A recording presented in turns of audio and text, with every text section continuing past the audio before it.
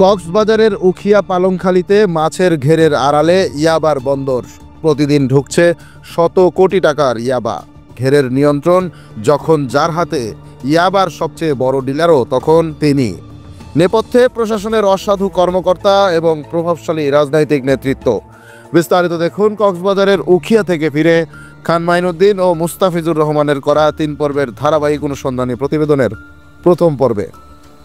কক্সবাজারের উখিয়ার পালংখালী ইউনিয়নের আঞ্জুমান পাড়ার মিয়ানমার সীমান্ত সংলগ্ন 0 পয়েন্ট এলাকায় অবস্থিত মাছের ঘেরগুলো দীর্ঘদিন ধরেই মিয়ানমার থেকে বাংলাদেশে ইয়াবা প্রবেশের অঘোষিত বন্দর হিসাবে ব্যবহৃত হচ্ছে।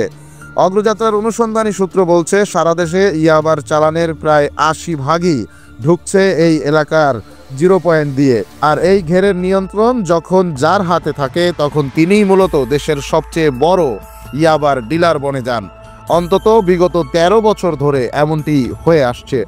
স্থানীয়রা জানিয়েছেন, চিংড়ি ঘের কেবল আড়াল, আসল নিয়ন্ত্রণ রাজনৈতিক প্রভাবশালীদের হাতে। ক্ষমতার পালাবদল হলেও ইয়াবার রুট একই থাকে, শুধু সিন্ডিকেটের আশ্রয়দাতা বদলায়। প্রতিদিন রাতের আধারে এই পথ দিয়ে প্রবেশ করছে প্রায় 100 কোটি টাকার ইয়াবা, যা ছড়িয়ে পড়ছে সারা দেশে। বর্তমানে এখানে সক্রিয় রয়েছে অন্তত 3টি প্রভাবশালী সিন্ডিকেট।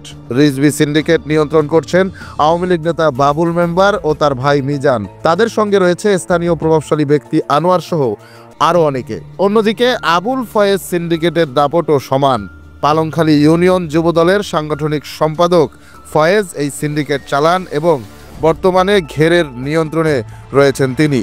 তার বিরুদ্ধে অভিযোগ, ইয়াবা বাণিজ্যের টাকায় তিনি কয়েক মাসই 100 কোটি টাকার সম্পদের মালিক হয়েছেন। তার সহযোগী ফারহান, জয়নাল, রিদওয়ান সহ আরও অনেকে প্রতিদিন অন্তত 10,000 কার্ড ইয়াবার চালান দেশে আনছেন।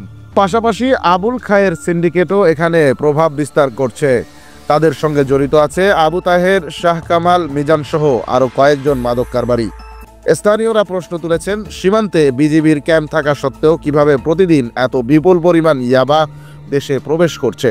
অভিযোগ রয়েছে, সিন্ডিকেটগুলোর সঙ্গে যোগসাজশ করে কিছু প্রভাবশালী মহলই হয়ে উঠেছে এ ব্যবসার প্রকৃত শেয়ার হোল্ডার। ফলে সাধারণ মানুষের জীবন হয়ে পড়েছে অসহনীয়।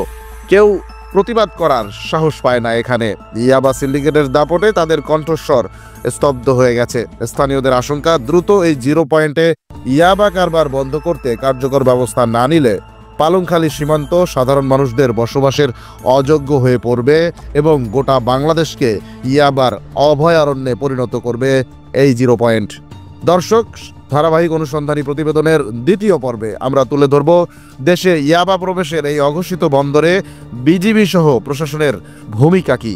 বর্তমানে স্থানীয় প্রভাবশালী কে কে এর পেছনে জড়িত, তাদের বিস্তারিত তথ্য। চোখ রাখুন অগ্রযাত্রায়।